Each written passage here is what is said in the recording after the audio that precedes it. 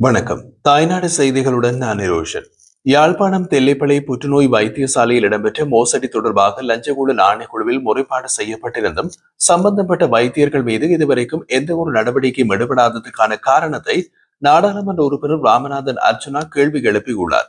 இன்று நடைபெற்றிருந்த நாடாளுமன்ற அமர்வின் நிலையீர் கட்டளை சட்டம் 27 கீழ் 2 அமைவாக பொதுமக்கள் பாதுகாப்பு மற்றும் நாடாளுமன்ற அலுவலர்கள் அமைச்சரிடம் கேள்வி எழுப்பிய போது அர்ச்சுனா எம்பி இவ்வாறு குறிப்பிட்டிருந்தார். இந்த நிலையில் வைத்தியசாலையில் இடம்பெற்ற ஊழல் மற்றும் மோசடிகள் தொடர்பாக அர்ச்சுனா எம்பி பொதுமக்கள் பாதுகாப்பு அமைச்சரிடம் 8 கேள்விகளை முன்வைத்திருந்தார். அதன் அடிப்படையிலே அர்ச்சுனா எம்பி மேலும் தெரிவித்த போது வடக்கு மாகாணத்தில் புற்றுநோயால் பாதிக்கப்பட்ட நோயாளர்களுக்கான ஒரே வைத்தியசாலை தெல்லிப்பளை புற்றுநோய் வைத்தியசாலை. இந்த வைத்தியசாலையில் பொருளாளர் இல்லாத நிலையில் பிராந்திய வைத்தியசாலை பணிப்பாளர் நாயகம் கேதீஸ்வரன் மற்றும் மாகாண சுகாதார சேவை பணிப்பாளர் சமன்பத்திரன் ஆகியோரின் கீழ் நிர்வகிக்கப்படுகிறது என்றார். குற்றச்சாட்டுகளை பட்டியலிட்ட அர்ஜுனா எம்பி புற்றுநோய் பிரிவின் பொறுப்பு வைத்தியர் கிருஷாந்தி தனிப்பட்ட வங்கி கணக்குகள் மூலம் நன்கொடை பணத்தை தவறாக பயன்படுத்தியதாக குற்றச்சாட்டுகள் வெளிச்சத்திற்கு வந்துள்ளது. அதற்கான வங்கி கணக்கு புத்தகங்கள் கைப்பற்றப்பட்டுள்ளதாகவும் அவற்றை நாடாளுமன்றத்தில் சமர்ப்பிக்க முடியும் என்றும் அர்ஜுனா எம்பி தெரிவித்தார். மேலும் வைத்தியர் கேதீஸ்வரன் மாகாண பொதுச் செயலாளரின் அனுமதியின்றி 30 மில்லியன் பெறுமதியான கட்டடம் ஒன்றை முறையற்ற முறையில் நிர்மாணித்ததாகவும் ஆரம்ப கட்ட விசாரணைகளில் தெரிய வந்துள்ளது. இந்த விடயங்கள் குறித்து 2025 ஆண்டு ஜூன் மாதம் 3 லஞ்ச ஊழல் ஆணைக்குழுவில் முறைப்பாடு செய்யப்பட்டிருந்தும் கிட்டத்தட்ட 1.5 மாதங்கள் கடந்த நிலையில் எந்த ஒரு நடவடிக்கையும் எடுக்கப்படவில்லை என்றும் அர்ஜுனா எம்பி சுட்டிக்காட்டியிருந்தார். இது அரசாங்கம் தெற்கில் மட்டும் லஞ்ச ஊழல் ஆணைக்குழுவை பலப்படுத்தி அரசியல் பழிவாங்கல்களை மேற்கொள்கிறது என்பதற்கான சான்றாக கருதப்படும் என்று வலியுறுத்திய அர்ஜுனா இதனை அடிப்படையாக கொண்டு பல்வேறு கேள்விகளை அமைச்சரிடம் முன்வைத்திருந்தார். அதன் அடிப்படையில் முறைப்பாடு செய்யப்பட்டிருந்தும் சம்பந்தப்பட்ட வைத்தியர்கள் கைது செய்யப்படாததற்கான காரணம் என்ன? 2015 முதல் இன்று வரை பொதுமக்களிடமிருந்து பெறப்பட்ட அரசாங்க கணக்கில் வைக்கப்படாத நன்கொடைகளின் மொத்த தொகை எவ்வளவு? இந்த நிதி மோசடி தொடர்பாக லஞ்ச ஊழல் ஆணைக்குழுவுக்கு ஆராய்வதற்கு அதிகாரம் உண்டா? வைத்தியர் கிருஷாந்தி மற்றும் வைத்தியர் கேதீஸ்வரன் இணைந்து நன்கொடைகளை தனிப்பட்ட முறையில் வசூலித்து குறித்த அமைச்சருக்கு தெரியுமா? அந்த பணம் தனிப்பட்ட வங்கி கணக்குகளில் இடப்பட்டு வைத்தியசாலையில் இருந்து களவாடப்பட்டது தெரியுமா? ஏன் தெரிந்திருந்தும் இதுவரை எந்த ஒரு நடவடிக்கைகளையும் எடுக்கவில்லை என்றும் அவர் கேள்வி எழுப்பினார். தொடர்ந்தும் கேள்விகளாக வைத்தியசாலை மாகாண சுகாதார செயலாளர் மற்றும் கட்டட ஒப்பந்ததாரர் இருவருக்கும் இடையே ஒப்பந்தமின்றி தனிப்பட்ட ரீதியில் 30 மில்லியன் பெறுமதியான ஒப்பந்தம் ஒன்றை பிராந்திய வைத்தியசாலை பணிப்பாளர் நாயகம் வைத்தியர் கேதீஸ்வரன் செய்திருக்கிறார் என்பதும் தெரியுமா? அவ்வாறான ஒப்பந்தம் லஞ்ச ஊழல் ஆணைக்குழுவுக்கு முறைப்பாடாக வழங்கப்பட்டும் ஏன் இதுவரை எந்த ஒரு நடவடிக்கையோ விசாரணையோ முன்னெடுக்கப்படவில்லை என்பதை கூற முடியுமா? இந்த விடயங்கள் தொடர்பாக மாவட்ட ஒருங்கிணைப்பு குழு கூட்டங்களிலும் நாடாளுமன்றத்திலும் மேலதிகமாக லஞ்ச ஊழல் ஆணைக்குழுவிலும் முறைப்பாடு செய்யப்பட்டு இதுவரை சம்பந்தப்பட்ட வைத்தியர் இருவரும் கைது செய்யப்படாதது ஏன்? தங்களுடைய அரசாங்கம் இவ்வாறு திட்டமிட்ட ஊழலுக்கு எந்த ஒரு நடவடிக்கை எடுக்காமலும் விசாரணை மேற்கொள்ளாமல் இருப்பதற்கான காரணம் என்ன என்று அடுக்கடுக்கான அர்ஜுனாவின் கேள்விகளால் நாடாளுமன்றம் அதிர்ந்தது. இனிமேலாவது இது தொடர்பாக விசாரணைகள் மேற்கொள்ளப்பட்டு சம்பந்தப்பட்ட கணக்கிலக்கம் ஆராயப்பட்டு கட்டட ஒப்பந்தம் ஆராயப்பட்டு குற்றவாளிகளை கைது செய்து நீதிமன்ற நடைமுறைக்கு உட்படுத்த உரிய சட்ட நடவடிக்கைகளை எடுக்க வேண்டும் என்றும் வலியுறுத்தியிருந்தார் அர்ஜுனா எம்பி. தொடர்ந்தும் தெரிவித்த அர்ஜுனா எம்பி தெல்லிப்பளை ஆதார வைத்தியசாலையின் வைத்திய நிபுணர் கிருஷாந்தி அவர்களுடைய நோயாளர் விடுதியில் தனிப்பட்ட கணக்கு புத்தகம் ஒன்று வைக்கப்பட்டு பொதுமக்களிடம் பணம் சேகரிக்கப்பட்டு அந்த பணம் வைப்பிலிடப்பட்டு அதை வெளியில் எடுத்து பாவிக்கப்பட்டுள்ளது. இது தொடர்பாக மாவட்ட அபிவிருத்தி குழு கூட்டத்திலும் கதைத்துள்ளேன். அங்கு கதைக்கும் போது எனக்கு கணக்கு புத்தகத்தை கேட்டிருந்தேன். வைத்தியர் தேவநேசன் அந்த புத்தகத்தை என்னிடம் நேரடியாக தரவில்லை. அவரிடம் இருந்து மாவட்ட அபிவிருத்தி குழு கூட்டத்தின் செயலாளர் அரசு அதிபர் பிரதீபனிடம் சென்று அங்கிருந்து தலைவரூடாக என்னிடம் வந்துள்ளது.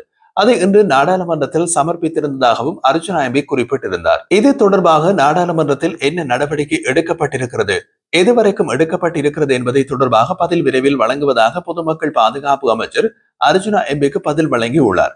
குறித்த உண்மைகளை வெளிக்கொண்டு வருவதில் தனக்கு எந்த விதமான பயமும் இல்லை என்று குறிப்பிடும் அர்ஜுனா எம்பி நீங்கள் சுத்தமானவர்களாக இருந்தால் முடிந்தால் வழக்கு பதிவு செய்யுங்கள் என்றும் சவால் விடுத்துள்ளார். அதே நேரம் வேறு யாராவது மூலம் கதைத்து என்னுடன் சமரசத்திற்கு வரலாம் என்று நினைக்க வேண்டாம். அவ்வாறான முயற்சி எதனையும் எடுக்கவும் வேண்டாம். ராமநாதன் அர்ஜுனாவுடன் எந்த டீலும் சரிவராது என்று ஆணித்தனமாக கூறினார்.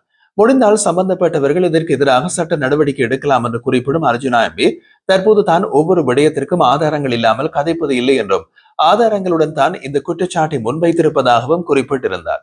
ஊழல் என்பது ஒரு வைத்தியசாலையில் அதுவும் புற்றுநோய் வைத்தியசாலையில் மிக பாதகமான ஒரு விடயம் என்பதால் இவை தொடர்பான கேள்விகள் நாடாளுமன்றத்தில் பதிவு செய்யப்பட்டிருக்கிறது என்பதையும் அர்ஜுனா சுட்டிக்காட்டியிருந்தார். சாதாரண நோயாளர்களிடமிருந்து பணத்தை திருடுவது ஒரு பெரிய விடயமாக இருக்கின்ற போது முதலாவதாக பணம் சேர்த்திருப்பதே மிகப்பெரிய குற்றம். அதே நேரம் இங்கு புற்றுநோய் வைத்தியசாலையில் இவ்வாறு பணம் சேர்க்கப்பட்டு அது பயன்படுத்தப்பட்டிருப்பது மிக மோசமான விடயம் என்று அர்ஜுனா எம்பி தனது விசனத்தை வெளியிட்டிருந்தார். அர்ஜுனா எப்போதும் உண்மையினையும் நியாயத்தையும் கதைப்பவர் என்ற அடிப்படையில் தமிழ் மக்கள், முஸ்லிம் மக்கள், சிங்கள மக்கள் எல்லோரும் உண்மையாக இருக்க வேண்டும் என்பதையும் வலியுறுத்தி இருக்கிறார். அதுவும் ஒரு காலத்தில் ஒரு தமிழ் நாடாளுமன்ற உறுப்பினர்கள் சிங்கள மக்களாலும் முஸ்லிம் மக்களாலும் வெறுக்கப்படும் அரசியல் செய்யாமல் அரசியலில் இருந்ததாகவும் ராஜதந்திர ரீதியாக இருந்ததாகவும் வரலாறு இருக்க வேண்டும் என்பது தனது விருப்பம் என்பதையும் அர்ஜுனா வெளிப்படையாக தெரிவித்திருக்கிறார். அதே நேரம் தெல்லிப்பளை வைத்தியசாலையில் சம்பந்தமான நாடாளுமன்ற கேள்வி அனுப்பப்பட்டிருக்கின்ற பொழுது வழமையாகவே நான் கேள்வி கேட்டால் பதில் வழங்கப்படுவதில்லை. அதே போல் இந்த கேள்விக்கும் பதில் இல்லை. இருந்தாலும் விசாரணைகள் தொடர்பாகவும் விசாரணைகள் எந்த நிலைமையில் இருக்கின்றது என்பது தொடர்பாகவும் அறிந்து பதில் வழங்கப்படும் என்று பொது பாதுகாப்பு அமைச்சரால் சொல்லப்பட்டிருப்பதாக அர்ஜுனா விளக்கியிருந்தார். இந்த நிலையில் மிக விரைவில் சம்பந்தப்பட்ட வைத்தியர்கள் கைது செய்யப்பட வாய்ப்பு உள்ளதாகவும் சட்ட நடவடிக்கை எடுக்கப்படுவதற்கான வாய்ப்பு உள்ளதாகவும் குறிப்பிடும் அர்ஜுனா, தான் யாரையும் மன்னிப்பதற்கு கடவுள் இல்லை என்பதுடன் நீங்கள் செய்த பாவங்களுக்காக கடவுளிடம் மன்னிப்பை வேண்டிக் கொள்ளுங்கள் என்றும் குறிப்பிட்டிருந்தார்.